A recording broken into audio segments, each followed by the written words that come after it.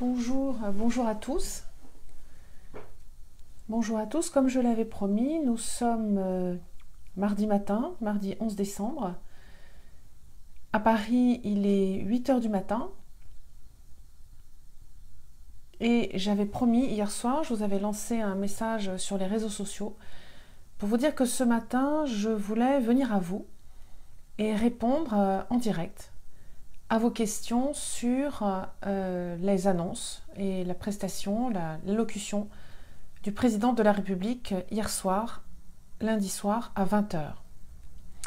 Je vais attendre quelques instants que d'autres d'entre vous se connectent et pour qu'on puisse avoir cet échange et que je puisse répondre à vos questions dans la mesure où j'ai les réponses. Je n'ai pas encore les réponses à tout, car certains points des annonces du président de la République ne sont pas encore précisés et le seront aujourd'hui lors de des questions au gouvernement que le Parlement posera au Premier ministre cet après-midi. C'est à 15 h, heure de Paris.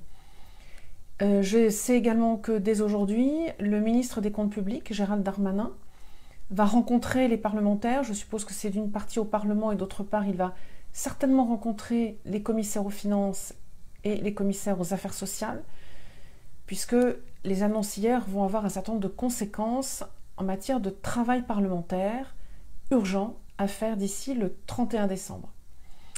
Voilà, donc il y a donc des détails techniques de mise en œuvre de ces annonces qui ne sont pas encore connus. Donc c'est pour ça que je n'aurai peut-être pas toutes les réponses, mais j'en ai quand même certaines que je peux partager avec vous.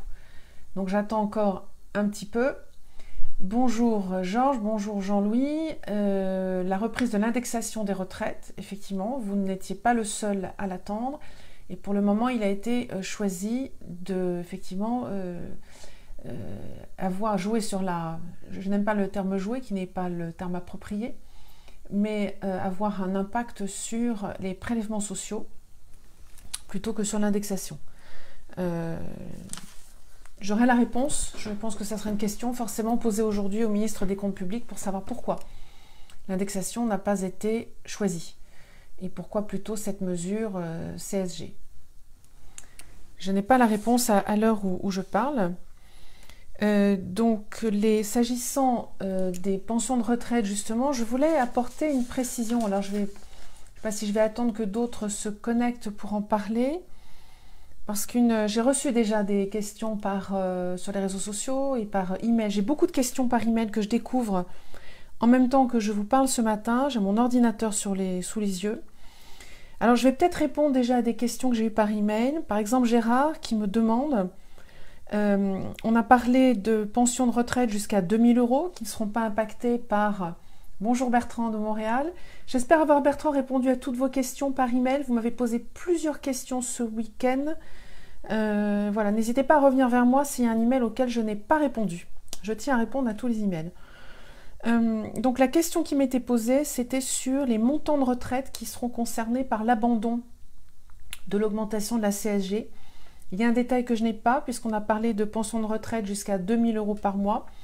Précédemment, l'augmentation impactait le revenu fiscal de référence et non pas le montant de la pension. C'est-à-dire qu'on prenait les revenus de l'ensemble du foyer. Donc quand il y avait deux pensions de retraite, elles étaient cumulées et il y avait un montant que je n'ai pas en tête de revenu fiscal de référence qui permettait également de tenir compte d'autres revenus éventuels. Là, s'agissant des 2000 €, je n'ai pas les détails. Je pense qu'on les aura aujourd'hui pour savoir précisément si c'est chaque retraite inférieure à 2000 € ou si c'est la somme des retraites inférieure à 2000 €, ou si c'est le revenu fiscal de référence. Voilà, tout ça va être précisé, détaillé dans la journée d'aujourd'hui. J'ai lu un chiffre que je n'ai pas pu vérifier, donc je vous demande de le prendre avec précaution, qui est que ça concernerait 3,6 millions de retraités. Ces mesures, 3,6 millions de retraités supplémentaires par rapport à ceux qui déjà n'étaient pas impactés par la hausse de la CSG. Alors, Jean-Louis qui me demande, le problème est que nous allons... Attendez, je vais essayer de... au fur et à mesure. Alors, Jean-Louis, je vais revenir. Alors, je ne sais pas dans quel ordre je vais le prendre, puisque vous me parlez des cotisations CFE qui ne faisaient pas partie des annonces du président de la République, mais j'ai des informations très importantes à vous livrer S'agissant des cotisations CFE. Alors, pour qu'on soit très très précis, Jean-Louis, la réforme de la CFE va se passer de la façon suivante. Il y a donc 8 tranches d'âge. La tranche d'âge la plus âgée seront les personnes âgées de plus de 60 ans. Pardonnez-moi, je lis ma fiche en même temps, hein, Jean-Louis. Pour les plus de 60 ans, il y aura 2 types de personnes. Et là, on en revient au statut de la CFE actuelle.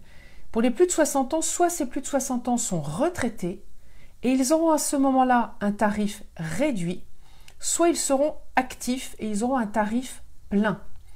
Le tarif réduit sera réduit considérablement par rapport au tarif plein. Les projections qui sont faites, les annonces seront faites dans quelques jours. Il semblerait que la CFE s'oriente vers un tarif réduit de l'ordre de près de la moitié du tarif taux plein des plus de 60 ans. Donc vous voyez, c'est quand même extrêmement important. Et malgré tout, ce tarif réduit ne sera appliqué qu'aux nouveaux entrants de plus de 60 ans, retraités.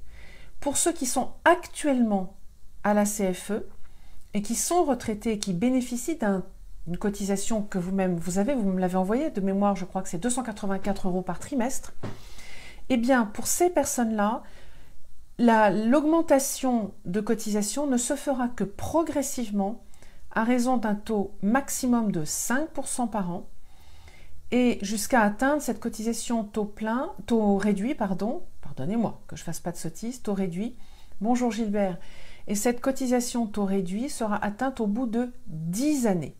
Voilà, donc je voulais apporter cette précision qui me semblait importante que j'ai eue hier. Ensuite, s'agissant des personnes de moins de 60 ans, les personnes de moins de 60 ans auront une règle de fidélisation qui font que chaque année, à partir de 10 années d'affiliation à la CFE, chaque année, le tarif sera minoré de 4% par an jusqu'à une décote qui sera 4% par an pendant 10 ans. Donc 10 années d'affiliation, la décote sera maximum, le bonus-malus, si on veut comparer ça aux voitures, sera maximal au bout de 10 années qui s'ajoutent aux 10 années de première adhésion. Donc 10 années d'adhésion, à partir de la 11e année, 4% par an, jusqu'à la 20e année. 20e année, on arrive à un plafond de réduction de décote. Cette décote s'arrête à l'âge de 60 ans. C'est-à-dire que quelqu'un qui a commencé à être affilié à 45 ans, qui atteint l'âge de 55 ans, c'est 10 années de fidélisation, de fidélité. À partir de la 56e année, à partir de l'âge de 56 ans, va avoir une décote de 4% par an, mais il va atteindre l'âge de 60 ans au bout de 4 ans. Le jour de son 60e anniversaire, on cesse la décote. Donc il n'aura eu que 56, 57, 58, 59, 4 années de décote jusqu'à atteindre l'âge de 60 ans. Et ensuite, son tarif reste plafonné à ce tarif. Il passe au tarif plus de 60 ans actif s'il est actif et au tarif plus de 60 ans retraité s'il est retraité. Voilà, j'espère avoir été plus claire et plus précise sur l'implication, les conséquences de cette réforme de la CFE. Donc, le plus important, Jean-Louis, me semble-t-il, c'est que, attention, les retraités bénéficieront bien d'un taux réduit et considérablement réduit par rapport aux actifs de plus de 60 ans. Voilà, ça c'était très important. Alors, pour revenir aux annonces du président de la République, puisque c'était l'objectif de ce live de ce matin, comme je vous le disais tout à l'heure, j'ai reçu beaucoup de questions par Internet, donc je les découvre en même temps que je vous parle. Et je voudrais... Alors, une chose importante aussi, là, les annonces du président de la République vont avoir, en matière de travail parlementaire, 2 conséquences. La première conséquence, c'est qu'il y a un certain nombre d'annonces, enfin toutes les annonces doivent se traduire dans la loi. Donc, pour qu'ils soient traduits dans la loi, ça veut dire qu'il va y avoir une lecture de 2 projets de loi de financement. Le projet de loi de financement 2019 qui revient en nouvelle lecture cette semaine à l'Assemblée. Il vient en commission mixte paritaire demain, il vient du Sénat. Il sera en commission ce vendredi et il sera en hémicycle la semaine prochaine. Vous imaginez bien que les annonces vont se traduire en beaucoup de modifications dans ce PLF 2019. Mais il y aura aussi des conséquences, puisqu'on parle de la CSG, des prélèvements sociaux, il y aura aussi des conséquences sur le projet de loi de financement de la sécurité sociale, ce qu'on appelle le PLFSS 2019, qui lui a été voté le 3 décembre dernier. Et selon la Constitution, le président de la République avait 15 jours pour promulguer ce PLFSS, ce qui nous menait 3 plus 15 au 18 décembre. C'est imminent.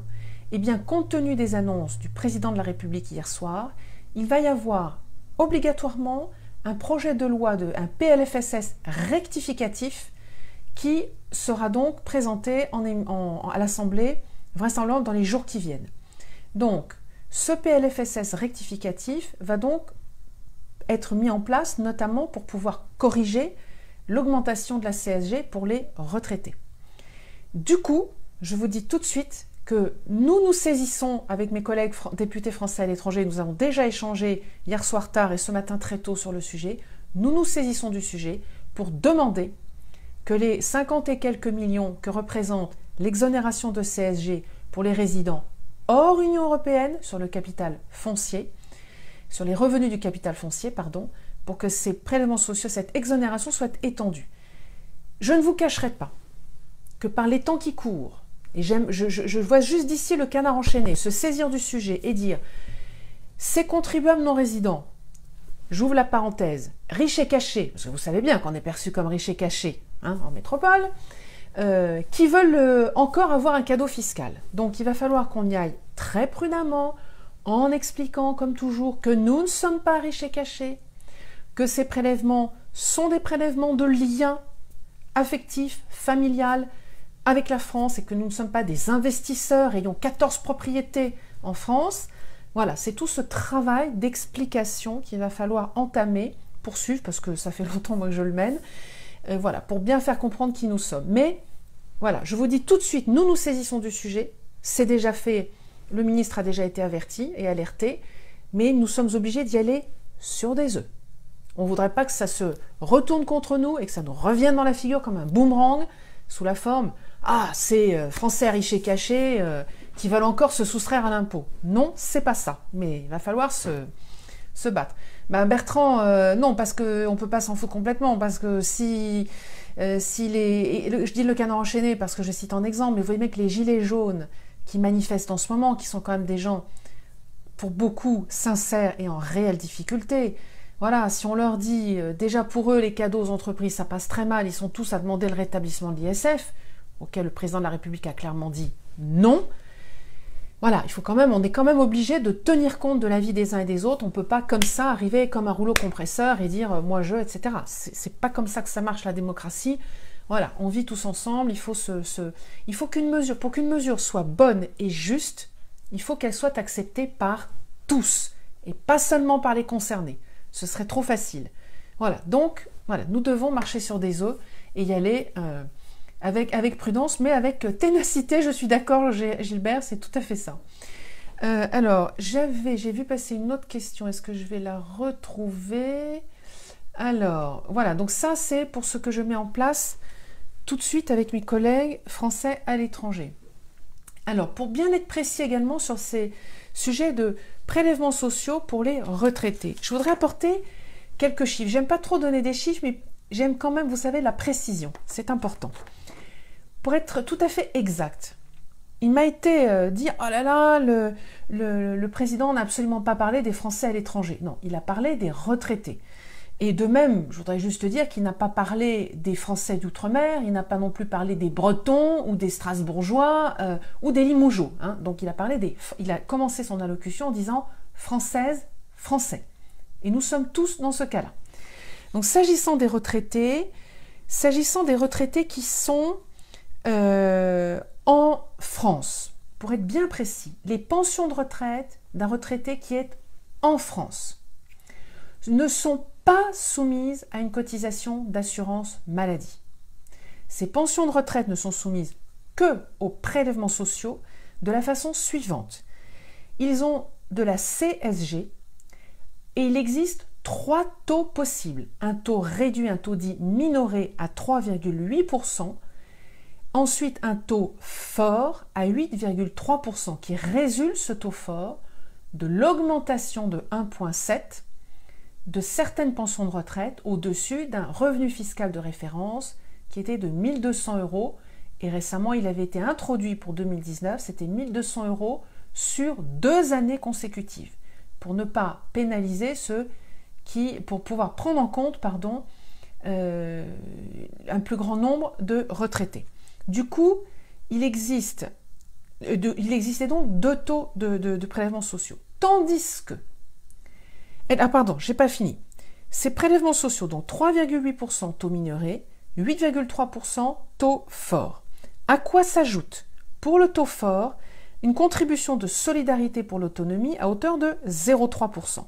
Et enfin, pour toutes les pensions de retraite, s'ajoute également la CRDS, contribution remboursement de la dette sociale, à hauteur de 0,5%. Donc, au total, les retraités en France ont des prélèvements sur leurs pensions qui vont de 4,3% pour les plus faibles prélèvements jusqu'à 9,1%. Ceci est à comparer aux retraités non résidents qui, eux, ne sont pas soumis sur leur pension de retraite à la CSG-CRDS, nullement, et ne sont soumis que sur leur retraite de base, à un prélèvement dit maladie à hauteur de 3,2%. Donc je veux mettre en parallèle ce 3,2% auquel sont soumis les pensions de retraite des non-résidents, avec de l'autre côté les minimums 4,3% auxquels sont soumis les pensions de retraite en France. Et là, je parle des petites retraites. Sachant que ces prélèvements peuvent s'élever jusqu'à 9,1% pour les retraites qui basculent au-dessus de 1 200 €, qui font basculer le revenu fiscal de référence au-dessus de 1 200 €. Ça, c'est pour la situation actuelle. Je veux être précise parce que j'ai été épinglée par l'un des personnes qui me suivent sur Internet et que je remercie de me suivre avec attention et qui m'a dit « ça n'est pas juste, nous sommes prélevés beaucoup, etc. Et nous ne bénéficierons pas de cette mesure. » Voilà, juste ramener les choses à leur bon niveau. Pour le moment, les pensions de retraite, et ça n'a aucune raison de changer, des personnes qui sont non résidentes ont un prélèvement qui est moindre que les retraités en France. Je parle là des retraites de base. Je n'ai pas les chiffres puisque ces prélèvements sociaux s'appliquent également aux retraites complémentaires, de même que les pensions de retraite en France ont probablement d'autres prélèvements. Là, je ne peux pas rentrer dans les détails, je ne les ai pas sous les yeux. Les pensions de retraite complémentaires en France sont également soumises à d'autres prélèvements. Voilà, donc voilà, je veux juste ramener les choses à l'exactitude de ce que sont les prélèvements des uns et des autres. Ce qui fait qu'avec l'annonce du président de la République hier soir, les pensions de retraite, il a bien expliqué qu'en dessous d'un niveau de pension de 2 000 €, encore une fois avec des détails qui doivent être précisés, ne seront pas soumis à cette augmentation. C'est-à-dire que parmi ces pensions de retraite, certains étaient au-dessus du seuil de 1 200 € de revenu fiscal de référence et étaient donc soumis au taux dit fort qui était à 8,3%. Eh bien, ces personnes vont revenir au taux avant l'augmentation qui était donc de 6,6%. Il en résulte donc que désormais, les pensions de retraite pourront être soumises à 3 niveaux de prélèvement de CSG, ou bien 3,8%, le taux minoré, ou bien 6,6%, donc ça fait finalement une CSG progressive. Donc je répète, 3,8% pour les pensions de retraite les plus faibles, 6,6% pour des intermédiaires et 8,3% pour celles qui dépasseront les 2 000 € avec un seuil précisément à définir. Donc il y aura donc 3 taux de CSG sur les pensions de retraite à partir de 2019. Voilà, je crois avoir été très très précise. N'hésitez pas à me resoumettre vos questions si vous en avez d'autres. Alors, Jean-Louis qui me pose une question. Alors, les actifs profitent d'une décote et les retraités subissent une... Je lis en direct les questions qui me sont posées. Encore une fois, les retraités seraient sacrifiés. Alors, non, Jean-Louis. Les actifs de plus de 60 ans pour la CFE n'ont pas de décote. Ils n'ont pas de décote. Passé l'âge de 60 ans, il n'y a plus de décote. Donc non, du tout. Et les actifs de plus de 60 ans gardent leur cotisation à taux fort. Donc éventuellement, elle est réduite, mais réduite, elle ne sera pas réduite pour atteindre et pour être en dessous de la cotisation taux réduit des retraités. Il y aura toujours une cotisation active supérieure à la cotisation des retraités. Tout de suite. Donc là, je voulais bien rectifier. Voilà. Mais c'est vrai que je reconnais, Jean-Luc, c'est un petit peu complexe. On ne connaît pas bien encore les détails. Effectivement, je peux comprendre votre inquiétude et c'est pour ça que j'ai pris la peine de décrocher mon téléphone hier et d'appeler le directeur général de la CFE pour avoir exactement toutes les précisions. Alors, je sais qu'il m'a demandé de ne pas rentrer dans tous les détails parce que tout n'est pas complètement calé, mais les grandes lignes que je vous ai décrites sont actées. Ce sont les chiffres précis qui ne sont pas encore définis à la dizaine d'euros près. Mais tout est acté déjà. Alors, ensuite, est-ce que j'ai d'autres questions qui sont arrivées? Alors,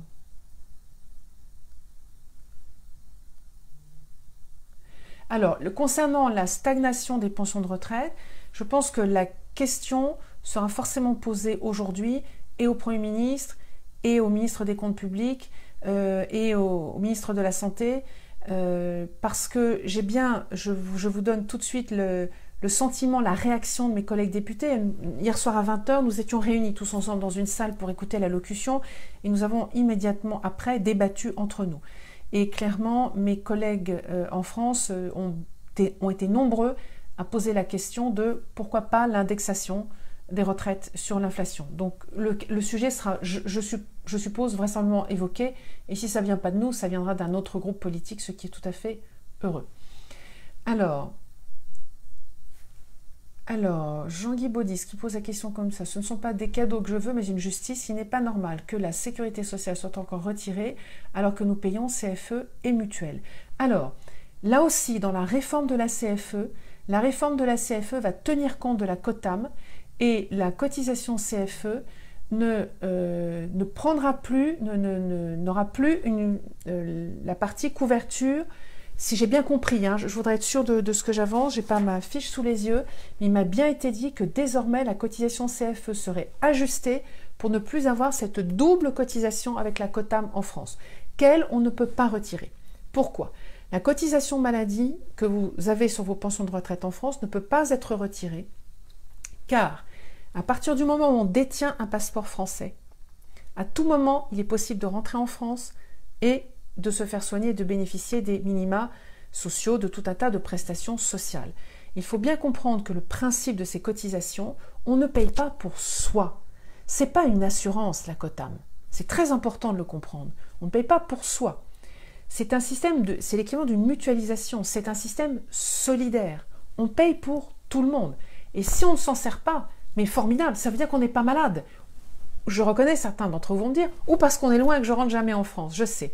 Dans mon rapport, si vous le lisez bien, j'ai proposé qu'il y ait une option de ce qu'on appelle en anglais le opt-out, c'est-à-dire je décide volontairement de me soustraire de la COTAM, j'en veux plus, mais je m'engage dans ce cas-là à ne jamais réintégrer la sécurité sociale française parce que je considère que je n'en aurai plus jamais besoin de toute ma vie. J'avais dit voilà, on peut faire ça, on ne cotise plus à la COTAM, mais en contrepartie, on s'en exclut définitivement. Et tout de suite, il m'a été répondu, ça n'est pas possible, car personne ne peut dire jamais. C'est pas possible.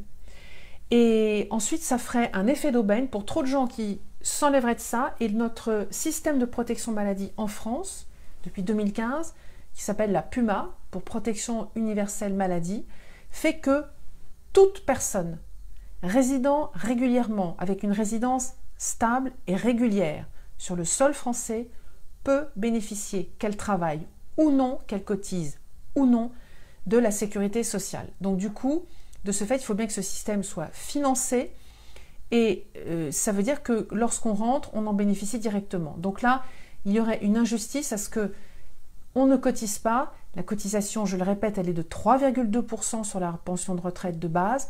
On est loin, je le répète, des cotisations aux prélèvements sociaux auxquels sont soumis les retraités en France. Voilà, donc on n'est pas au même niveau, ce qui correspond à la différence aussi de quantité de prestations servies.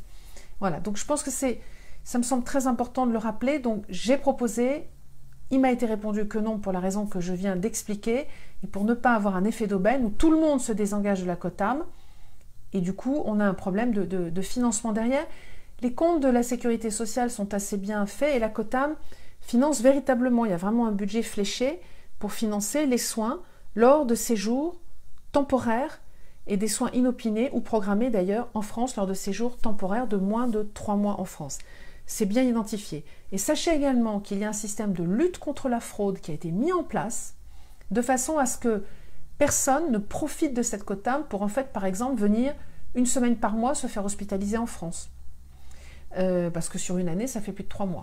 Voilà, donc il y a vraiment des outils qui sont mis en place aussi pour lutter contre la fraude et s'assurer que cette cotisation maladie soit utilisée pour ce pourquoi elle est réellement prévue.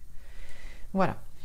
Alors je vais dérouler encore avec vous les autres sujets. Alors, s'agissant de la mutuelle, Jean-Guy qui me posait aussi une question complémentaire pour CFE Mutuelle, je voudrais aussi ajouter que dans le cadre de la réforme de la CFE sera enfin autorisée à aller elle-même négocier avec des mutuelles ce qu'on appelle des packages, des tarifs groupés, car aujourd'hui elle n'en avait pas le droit, ce qui veut dire que les deux mutuelles que je ne nommerai pas, il y avait deux mutuelles avec lesquelles, je peux pas dire que la CFE travaillait, mais qui elles travaillaient avec la CFE, ces deux mutuelles avaient le droit de proposer ou bien une assurance au premier euro, un système d'assurance privée, ou bien un package avec la CFE. Donc évidemment, dans un certain nombre de cas, ces mutuelles avaient intérêt à proposer une assurance au premier euro, notamment pour des raisons de simplicité des démarches et des procédures, même si tout ceci a été simplifié. La réforme permettra à la CFE de elle-même aller vers différents assureurs pour proposer des packages groupés. Et je pense notamment dans certains pays, je pense à l'Inde par exemple, où on peut trouver localement une assurance locale qui répondra précisément de façon adaptée au système de soins local, avec donc des tarifs adaptés, et la CFE ne pouvait pas contracter avec ces personnes-là, avec ces structures-là. Donc ce sera possible avec la réforme, et je pense que c'est une bonne chose. Ça donne beaucoup plus de liberté à la CFE d'avoir des tarifs et des propositions beaucoup plus ajustées aux conditions locales, plutôt que d'avoir des grands assureurs mondiaux qui vont proposer des tarifs qui peut-être sont régionalisés. Je sais qu'ils ont 3 régions dans le monde pour beaucoup d'entre eux, mais enfin 3 régions dans le monde, c'est pas non plus le reflet de toutes les situations, de tous les systèmes de santé locaux qu'on peut rencontrer. Alors je déroule. Donc là j'ai par exemple par email Dominique qui me pose la question. Alors, donc sur les retraites complémentaires c'est 4,2%, le prélèvement CSG. Me dit Jean-Louis, oui, et ce que je disais tout à l'heure, c'est que les retraites complémentaires en France sont aussi soumises à prélèvement, hein, donc tout ça est en parallèle. Alors, ensuite, Jacques qui me dit des retraites. Ah, Jacques, votre message a été coupé, j'ai pas la fin. Alors, donc, le prélèvement social, Dom, je ne sais pas. Je pense que peut-être que vous faites allusion à deux choses. Le prélèvement social sur pension, il n'y a pas de prélèvement social sur les pensions de retraite. Je pense que vous faites allusion au prélèvement social sur les revenus du capital immobilier, du capital foncier. Voilà, mais sachez que c'est pareil pour tout le monde. Ces prélèvements sociaux, hein, CSG, CRDS, etc., sont, quand on revient à l'origine du droit, ce sont des prélèvements qui sont là, qui sont des mesures de solidarité pour refinancer un système. Ce ne sont pas des prélèvements qui donnent droit à une affiliation. Je sais bien que la nuance est complexe, c'est compliqué. C'est un prélèvement de solidarité. Moi, personnellement, je juge que la solidarité est une bonne chose. Maintenant, ce qui se passe actuellement, c'est que le règlement européen n'autorise pas à mettre en place ces prélèvements sociaux sur les revenus du capital immobilier. Et là, en revanche, à partir du moment où on doit s'aligner sur le droit européen, je ne vois pas pourquoi les hors Union européenne n'auraient pas la même chose. Voilà, là, il y a effectivement une absurdité qui ne va absolument pas. Et pour être tout à fait précise, ces prélèvements sociaux nous posent un problème, et depuis leur création, leur mise en place en 1992 par Michel Rocard, ils nous posent problème car l'Europe les voit comme une contribution, de même que les États-Unis d'ailleurs, alors que nous-mêmes en France, nous sommes ambigus, un coup nous le voyons comme un impôt, un coup nous le voyons comme une contribution. Alors pour être précis, si la Constitution française dit bien que nous devons être égaux devant l'impôt, si les prélèvements sociaux deviennent systématiquement considérés comme des contributions, ça échappe à ce règlement, à cet article de la Constitution. Donc là aussi, prudence, les plus grands juristes vont forcément s'emparer du problème.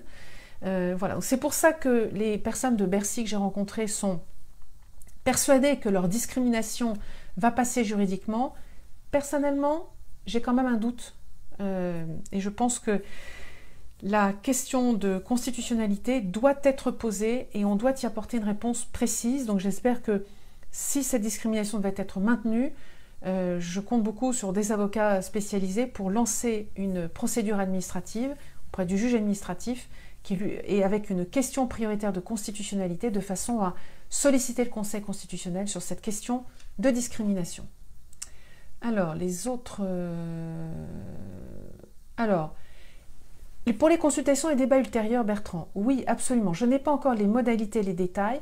En tout cas, nous avons envie, je peux vous dire très, très clairement, très sincèrement, de nous saisir du sujet pour, effectivement, c'est l'occasion ou jamais, effectivement, on va lancer une grande consultation nationale, mais il faut absolument que les Français non-résidents hors frontières soient associés à ça. C'est l'occasion ou jamais, et j'espère que vous serez nombreux à y contribuer.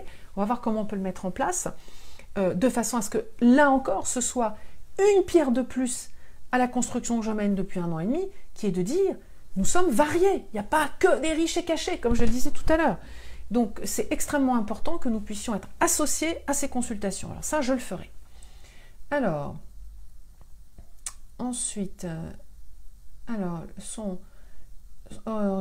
moins élevés que ceux des retraités vivant en France. En même temps, hors France, nous ne coûtons pas trop cher à la sécurité sociale. Alors, Jacques, en fait, ceux qui sont hors France, qui ne coûtent pas trop cher à la sécurité sociale, c'est extrêmement variable. Ça va vraiment dépendre. C'est sûr que quelqu'un qui choisit de prendre sa retraite en Australie avec les presque 24 heures de vol pour rejoindre la France, c'est assez compliqué d'envisager de rentrer se faire soigner en France.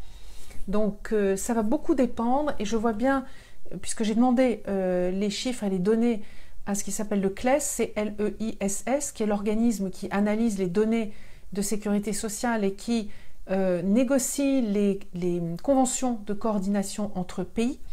Eh bien, les données montrent bien que les gens qui sont à l'étranger et qui viennent se faire soigner en France sont quand même des gens qui ne sont pas très loin en termes de distance kilométrique de la France.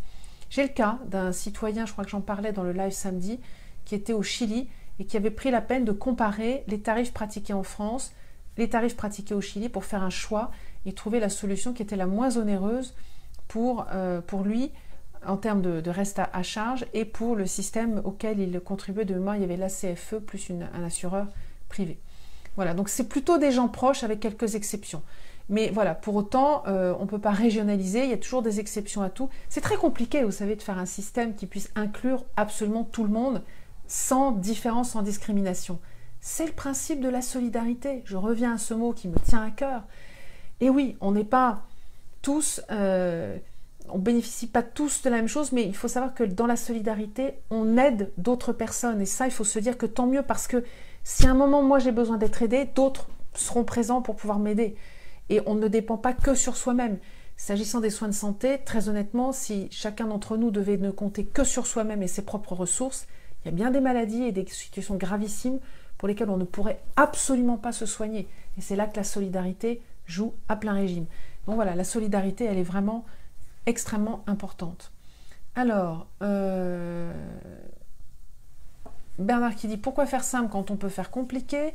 Il suffisait d'augmenter les retraites de 2% et le tour était joué. » Alors, oui peut-être, mais est-ce que le retraité, je vais grossir le trait, je vais être caricatural, j'aime pas ça, mais bon, parfois. Est-ce que le retraité qui a 6 000 € de pension de retraite par mois, toutes sources confondues, a besoin d'une augmentation de 2%? Je pose la question, je n'ai pas la réponse, mais je vois bien que dans le climat actuel, ceux qui protestent dans la rue l'auraient vu d'un très mauvais œil. Voilà, donc il faut réussir à être un peu juste dans les propositions qu'on fait. Et encore une fois, une mesure n'est bonne que si elle est juste d'une part et acceptée par le plus grand nombre. Ça, c'est très important. Il y aura toujours des mécontents, mais il faut quand même essayer de s'attacher à ce qu'elle soit acceptée par tous. Alors, Bertrand qui me dit 3% franchement, c'est supportable pour avoir la faculté de profiter du système de santé en France en cas de pépin. 3%, c'est les 3,2% dont vous parliez sur la Cotam, je suppose, Bertrand. Oui, c'est tout à fait supportable. Alors, attendez, voilà. Alors, Gilbert qui me dit, j'ai une connaissance de nationalité française qui est rentrée sur la France avec des gros soucis au genou. Il faut qu'elle attende 3-4 mois avant de se faire soigner. Elle a vécu durant 30 ans à Shanghai et est payée à la CFE Santé. Alors là, Gérard, vous dites à cette personne de m'écrire. Là, c'est pas possible. Quand on a été adhérent à la CFE et que la personne était bien encore affiliée à la CFE juste au moment de son retour de Shanghai vers la France, la cotisation CFE inclut, ça je le dis clairement, inclut les 3 mois qui suivent le retour en France. Ça, c'était le cas avant et ça sera le cas demain, ça ne changera pas. Donc si cette personne n'a pas pu se faire soigner pendant 3-4 mois pour attendre les 3 mois de protection universelle maladie, c'est absolument anormal qu'elle m'écrive, je ferai le nécessaire. Et j'ajoute une chose, quand on rentre en France comme ça et qu'on revient avec une famille et qu'on a un conjoint qui n'a pas d'activité, pas d'emploi, pas de revenus, qui ne cotise pas, un décret de février 2017 dit très clairement que le conjoint doit être également est couvert par la CFE et doit réintégrer la protection, enfin le système Puma, sans délai de carence. Ça c'est pour la personne qui rentre en France en étant actif, en ayant une activité. Évidemment, celui qui rentre en France avec une activité salariée ou indépendant, sa couverture sociale démarre tout de suite. Et son conjoint qui ne travaille pas est couvert tout de suite, décret de février 2017. Il y a en revanche un vide juridique, on en a parlé avec le directeur général de la CFE, il faut qu'on en reparle avec les responsables de la caisse primaire d'assurance, de la caisse nationale d'assurance maladie en France, car les personnes qui rentrent retraitées, qui étaient à la CFE avant, donc avec leur famille, avec un package famille, le conjoint, à cause de la disparition de la notion d'ayant droit depuis 2015 dans la protection universelle maladie en France, le conjoint, me semble-t-il, a l'obligation d'avoir un délai de carence de 3 mois. Mais permettez-moi de revérifier ce point, je sais qu'on l'a évoqué et je suis persuadée qu'il y a une solution qui doit pouvoir être trouvée si elle ne l'a pas déjà été. Donc, une distinction entre celui qui rentre avec une activité et celui qui rentre retraité. Attendez-moi une toute petite seconde. Excusez-moi Marie, je termine un live et ça sera disponible. Merci Marie. Voilà, je suis à mon bureau, vous avez tout en direct, hein, je ne triche pas, c'est la personne qui vient faire le ménage dans les bureaux et qui va revenir tout à l'heure et qui s'appelle Marie et qui est tout à fait charmante. Alors, ensuite, pourquoi me pose la question de pourquoi, puisque nous cotisons à la Cotam comme retraités, sommes-nous exclus du droit à la couverture sociale du fait de notre expatriation? Ah non, non, non. Alors, comme pour les banques qui nous éjectent au prétexte de notre résidence à l'étranger. Alors, deux questions différentes, Dom. La première, la Cotam, c'est une cotisation qui donne droit aux soins inopinés et programmés en France pour un séjour temporaire. Ça, c'est sûr, vous pouvez vous faire soigner en France avec ça. Quand on est en France et qu'on est retraité en France, quand on cotise, on n'a pas de cotisation maladie, mais on est automatiquement affilié à l'assurance maladie, attention, quand on est retraité en France, on ne peut pas partir au Pérou, au Mexique ou en Australie et avoir des soins qui seront pris en charge là-bas. Sauf convention de coordination entre les deux pays, on n'y arrivera pas. Il n'y a qu'au sein de l'Union européenne que là, c'est effectivement possible. Là, il faut faire attention. Concernant les banques, pour les banques qui nous éjectent, alors les banques, là, j'en avais parlé déjà, il y a effectivement beaucoup de comportements au minimum surprenants et souvent choquants des banques. Alors, à partir du moment où nous résidons à l'étranger, notre banque en France a pas forcément l'obligation, mais en tout cas fait preuve d'un zèle certain et tous les ans va vous demander, va vous envoyer un questionnaire qui est le même tous les ans avec un certain nombre d'informations, de questions qui vous sont posées sur votre situation. Et attention, c'est une procédure que les banques ont mise en place qui était un réflexe par crainte des sanctions américaines, des sanctions extraterritoriales américaines. Donc, je vais lancer une alerte. Lorsque nous recevons ce questionnaire de notre banque, je vous recommande C'est le même questionnaire tous les ans. Et tous les ans, vous dites, mais c'est pas possible. J'ai répondu il y a un an, puis ça vous a cassé les pieds. C'est un questionnaire en 2 pages au moins. Et vous vous dites, non, c'est pas possible, je l'ai déjà rempli. Et certains d'entre nous se disent, oh, bon, c'est bon, je leur ai déjà dit l'année dernière, ils ont toutes les informations. Eh bien non. Remplissez-le tous les ans. Vous le renvoyez tout de suite. Je vous recommande même de le renvoyer en utilisant le système du recommandé. J'aime pas la pub, mais là, je la fais quand même. Quand vous êtes dans un pays où l'acheminement postal n'est pas certain, je dis ça, ça vaut par parenthèse aussi pour Singapour, où j'ai un certain nombre de courriers qui ont été perdus entre la France et Singapour. Utilisez le système de la Poste en France, la poste.fr, qui a un système de recommandé par Internet. Votre document, vous le remplissez, vous le signez, vous le scannez, et c'est le fichier PDF que vous envoyez à la Poste qui, elle, enverra votre recommandé directement depuis la France. Ça devient un recommandé France-France au lieu d'être un recommandé depuis votre pays vers la France. Vraiment, ce questionnaire bancaire, soyez vigilants, remplissez-le dès que vous le recevez et vous le renvoyez tout de suite. Car les établissements bancaires, et j'ai confirmation en recevant la Fédération française des banques, qui m'a dit, oui, si le questionnaire ne nous est pas renvoyé, nous fermons le compte de façon brutale et autoritaire. Donc, prudence, renvoyez bien le questionnaire. Malgré cela, il y a au moins dans notre 11e circonscription 2 pays qui posent problème, qui sont l'Iran et la Russie, pour lesquels il est extrêmement compliqué de conserver un compte bancaire en France lorsqu'on réside dans ces 2 pays-là. Et maintenant, je sais, puisque certains d'entre vous m'ont contacté, la question se pose maintenant également pour d'autres pays de la circonscription. Il m'a été rapporté des situations, je crois, pour la Thaïlande et le Vietnam. Donc n'hésitez pas à me contacter pour ça, parce que je suis en contact avec la Fédération bancaire des banques, Fédération française des banques, pardon, parce qu'il y a vraiment un abus de zèle. Alors, donc Bertrand, non, justement, les 3 mois de carence des contrats CFE, il n'y a pas de 3 mois de carence. Si on était à la CFE avant de rentrer en France, il n'y a pas de délai de carence, parce que c'est la CFE qui continue à couvrir les 3 mois suivants. Si on n'était pas à la CFE, là, il y a un délai de carence, ça c'est sûr. Mais il n'y a pas de délai de carence quand on était à la CFE avant. Alors, Jean-Louis qui me pose une question piège. Ah, Jean-Louis. Alors en fait, la procédure parlementaire se fait de la façon suivante. Les dépôts d'amendements se font en amont, d'abord au sein de notre groupe politique, puis au sein de la commission, puis en séance. Et nous avons une discussion politique sur laquelle nous devons tous converger, c'est important. Nous ne sommes pas des godillots, il y a des vrais débats, je peux vous dire que c'est tendu, mais une fois qu'une position de groupe a été retenue, nous devons nous rallier à la position de groupe. Alors c'est le jeu de la politique, c'est le jeu d'une association de copropriétaires. Hein. Quand on est dans une association, d'une assemblée de copropriétaires et que tout le monde veut supprimer les pots de fleurs aux fenêtres, et il y en a quelques-uns qui disent si, moi je veux un pot de fleurs aux fenêtres, ben, au bout d'un moment, on n'était pas d'accord avec la décision majoritaire, mais on est bien obligé de s'aligner. Voilà, donc c'est le principe, comme dans un conseil d'administration, quand un conseil d'administration vote une décision, il faut que tout le monde s'aligne dessus et la porte après.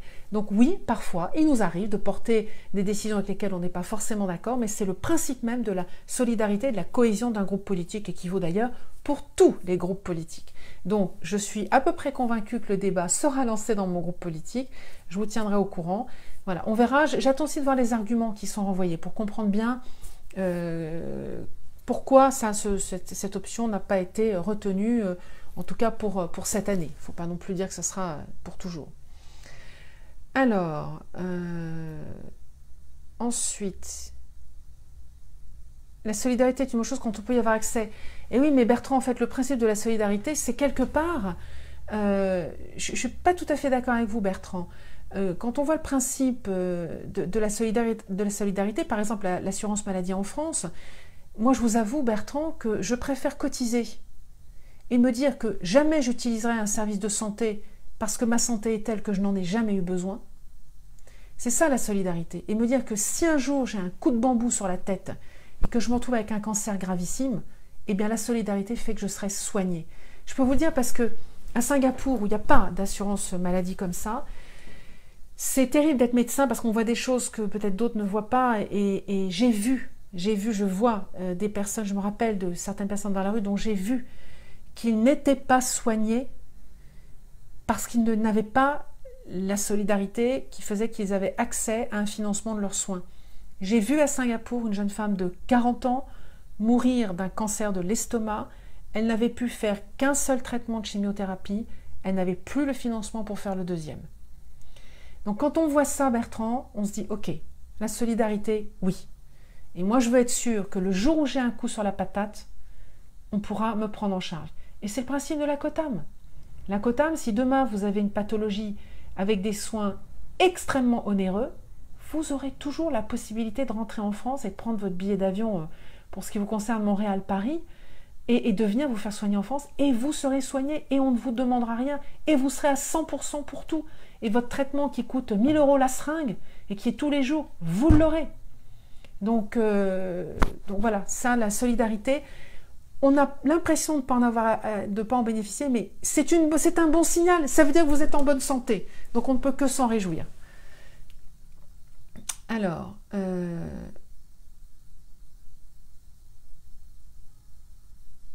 tout le système français est basé, me dit Patrick, sur l'équation contribution égale impôt. Il n'y a pas de séparation des budgets, sauf symbolique. Pas tout à fait, Patrick, parce que c'est le principe du projet de loi de financement de la sécurité sociale dans lequel nous avons justement, et c'est pour ça que l'Europe nous a retoqué, la CSG et la CRDS sont fléchées. C'est pas un impôt, c'est pas le budget général de l'État. L'impôt, c'est pas fléché. On peut pas flécher l'impôt. On peut pas dire... Et c'est ça toute la difficulté. On sait que l'impôt va être réparti, mais on n'a pas le droit de le flécher complètement. On n'a pas le droit, l'impôt, de dire votre TVA, là, elle va être servir uniquement à financer, je sais pas quoi, les écoles en France. On ne peut pas dire ça. Donc l'impôt, on ne peut pas le flécher. En revanche, les contributions sociales, elles sont fléchées clairement sur les retraites, la maladie professionnelle, l'accident du travail, etc. C'est clairement fléché et le budget famille également. Alors, quelle différence entre carte vitale et carte européenne d'assurance maladie, me demande Jacques. Alors, la carte vitale, pour tous les affiliés CFE, au courant 2019, vous aurez tous une carte vitale, qui veut dire que dès votre arrivée sur le sol français, vous pourrez être soigné. Vous pourrez, d'abord, vous irez ou chez le médecin ou chez le pharmacien mettre votre carte qui a une puce dans un lecteur pour mettre à jour immédiatement vos droits. La liaison sera automatique, ça se fera automatiquement. Et vos soins seront pris en charge, vous n'aurez que le tiers payant à régler, sauf si vous avez une mutuelle qui vous permet de ne pas avoir à avancer ces frais complémentaires, ces coûts complémentaires. Donc ça, c'est la carte vitale, c'est pour la prise en charge des soins en France. En revanche, la carte européenne d'assurance maladie, c'est lorsqu'on sort de France pour avoir la prise en charge de ces soins dans l'espace économique européen ou l'Union européenne. Et là, à ma connaissance, je ne suis pas sûre, je ne crois pas que lorsqu'on est non-résident, d'abord on est non-résident au sein de l'Union européenne, donc là ce sont les jeux des conventions de coordination entre pays européens, donc il n'y a pas de souci, mais si on est hors Union européenne, et donc on n'est que soumis pour les retraités à la COTAM, ou pour les actifs d'ailleurs, les transfrontaliers par exemple, eh bien en ce cas-là, je ne crois pas que la CFE, l'affiliation CFE donne droit à une carte européenne d'assurance maladie. Mais elle n'a pas de sens. Elle n'a pas de sens puisque la CFE vous protège dans le monde entier et pas seulement dans votre pays de résidence.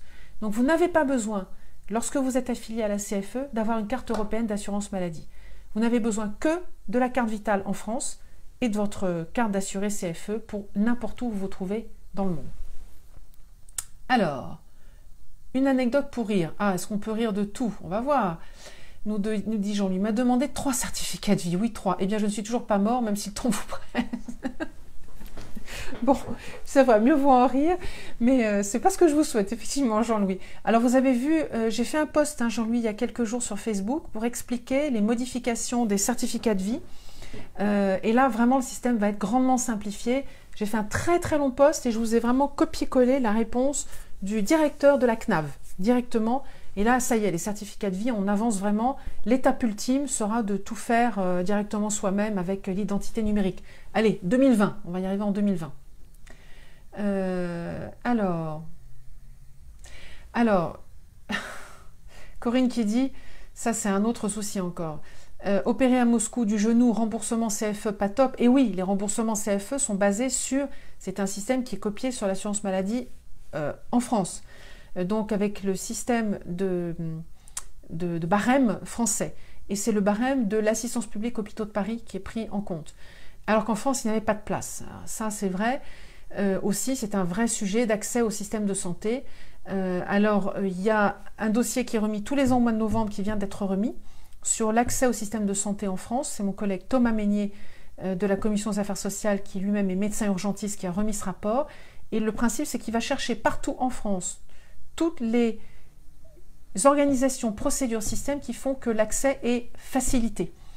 Donc je propose que nous, dans la 11e circonscription, je vais lancer un projet en 2019 pour que nous réfléchissions collectivement, nous observions collectivement ce qui localement dans notre pays se passe, les idées que l'on trouve bonnes en matière d'accès aux soins, et que je puisse réunir toutes ces idées, toutes ces bonnes idées dans un document que je soumettrai à mon collègue Thomas Meignet à l'été prochain. Alors ensuite, je vais bientôt devoir vous laisser car j'ai un prochain rendez-vous qui arrive sur la télémédecine. Comment la télémédecine peut être utile à personnes qui sont résidents hors de France. Donc vous voyez, je continue à travailler pour vous. Alors, pour l'augmentation, me dit Jean-Guy, des retraites et des salaires, j'espère qu'un jour quelqu'un va penser à augmenter les salaires ou les retraites, pas en pourcentage, mais une somme définie pour tous, ouvriers qui gagnent 1200 ou l'ingénieur qui en gagne 3000 auront la même somme, et le fossé qui les sépare restera le même. Alors, oui, mathématiquement, pas tout à fait quand même. Mais c'est d'ailleurs ce qui est fait là, hein, l'augmentation de 100 €. Alors, l'augmentation du SMIC, dont a parlé le président de la République hier, se fait sous plusieurs formes. Hein. Il y aura, essentiellement, ce qui va se passer, c'est qu'elle était prévue, cette augmentation, mais elle était prévue étalée sur 2019, 2020 et 2021, sur 3 années. Eh bien, il s'agit simplement d'accélérer la trajectoire, et ces augmentations qui étaient prévues sur 3 ans seront augmentées dès 2019. C'était l'augmentation de ce qu'on appelle la prime d'activité. Et pour être précise, car certains ont soulevé la question, y compris dans les emails que j'ai reçus, la prime d'activité, elle est palliée à un seuil de SMIC c'est un peu moins de 1200, c'est 1188 € net par mois pour un temps plein. Eh bien, la prime d'activité, elle est versée pour les revenus, les salaires qui sont entre 0,6% du SMIC et 1,3% du SMIC. Donc c'est sur la base d'un temps plein, c'est un continuum. Donc cette prime d'activité, elle devait être augmentée de 30 € là en avril, de 20 € en octobre prochain et de 20 € l'année suivante. Eh bien, tout ceci fait 3 et 2, 5 et 2, 7, 70 € qui seront en fait augmentés directement dès 2019, ajoutés dès 2019 au salaire des personnes qui sont entre 0,6 et 1,3% du SMIC. Et il y aura également, vous l'avez vu, les heures supplémentaires qui seront versées sans charge, sans impôt, qui ne seront pas à inclure dans la déclaration de revenus de ceux qui les perçoivent. Alors, je ne sais pas si j'aurai le temps de répondre à toutes les questions. Alors, vous comprenez l'exemple des retraites au pot de fleurs sur la tête, au pot de fleurs. Nous le prenons sur la tête. Ah, Jean-Louis, vous avez, je ne sais pas si c'est de l'humour là, mais je comprends ce que vous voulez dire, mais quand même, il y a des, voilà, je rappelle les différences de cotisation, de prélèvement sur pension entre les résidents et les non-résidents. Voilà, il ne faut pas oublier. Pourquoi dites-vous Jacques que la CFE n'existe pas en Australie? Non, vous pouvez tout à fait adhérer à la CFE en résidant en Australie. En revanche, ce qui peut se passer, c'est que vous avez choisi peut-être de ne pas être à la CFE parce que vous êtes dans le régime de protection sociale australien. Donc sachez aussi que la CFE ouvre un produit qui sera réservé à vos séjours en France, qui s'appelle France Expat Santé. Il est déjà disponible et ça vous permet de vous couvrir lorsque vous voyagez en France, pour des soins en France. Et aïe, ça m'a sauté les... Alors je n'ai pas de carte vitale. La carte vitale, c'est quand vous êtes adhérent CFE uniquement.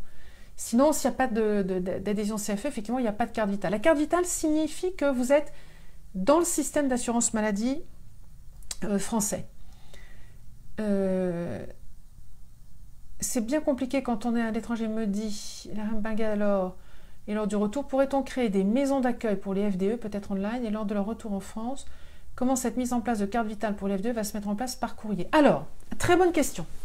Là, comment allez-vous recevoir la carte vitale? Il faudra, pour la demander, il faudra donner une adresse qui peut être tout à fait temporaire chez des amis, chez qui vous voulez, en France. Elle vous sera envoyée en France. La CFE ne prend pas le risque de l'envoyer à l'étranger, car il y a des grandes inégalités d'acheminement du courrier, et ça serait très embêtant que cette carte soit perdue. C'est vraiment une carte qui est importante et qui est tout à fait personnelle. Donc, il faudra donner une adresse, mais qui encore une fois peut être une adresse temporaire. Donc, vous verrez avec la CFE, vous vous mettrez en relation avec elle, vous choisirez le moment, par exemple, vous savez que vous allez rentrer en France à une période donnée pour un séjour, des vacances ou que sais-je, vous pourrez à ce moment-là donner cette adresse temporaire où vous êtes pour qu'elle vous soit adressée. Et il y aura également la possibilité, je leur ai quand même signalé que ce serait tout à fait exceptionnel, d'aller la retirer directement auprès de la CFE à un guichet qui sera mis en place. Bon, la France est grande, donc je ne suis pas sûre que le guichet réponde à toutes les situations, je leur ai signalé, mais voilà, je pense qu'il y a peut-être encore moyen de faire encore plus simple, mais ils y ont pensé. Voilà. Voilà, France Expa Santé, oui Bertrand, vous m'avez envoyé votre message que je vais remonter au directeur général parce que ce que vous m'avez indiqué, c'est pas normal. Donc vous voyez, tout ce que vous m'envoyez comme message, ça se traduit derrière en coup de fil pour poser des questions. Vos questions, je les pose directement et très honnêtement, je vais vous dire, bon, moi je suis très contente de savoir que ça vous rend service et je suis là pour ça. Mais franchement, vous trouvez normal, vous qu'un député soit obligé de décrocher son téléphone pour faire fonctionner une administration française? Moi, personnellement, je ne trouve pas ça normal. Les administrations ne devraient pas avoir besoin de nous pour fonctionner correctement. Ça pose quand même des questions sur le fonctionnement de nos administrations et de nos opérateurs d'État. Je ferme ma parenthèse. Alors,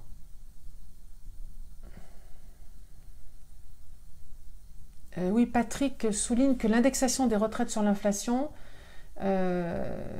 ça pourrait être une baisse des retraites en période de crise. On n'est pas encore dans la période de crise, mais il faut le garder présent à l'esprit.